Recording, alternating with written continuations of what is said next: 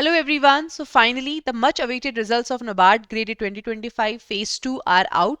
You can check the results by clicking on the link that has been given to you in the description box below. And students, many congratulations to those of you who have cleared the Phase 1 examination. Students, if you want to prepare for the next stage, that is the interview, so for that, EduTap has launched the dedicated interview guidance program. You can check out our website edutap.in, and therein you can enroll in that course of our interview guidance program for NABARD Grade A 2025.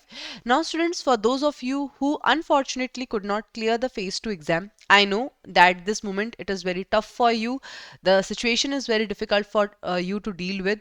But students, I just want to say one thing, that this moment, it is just an event in your life. This does not describe you, this does not describe your potential, and this does not describe you as a person. So please deal with it, but most importantly, do come out with it.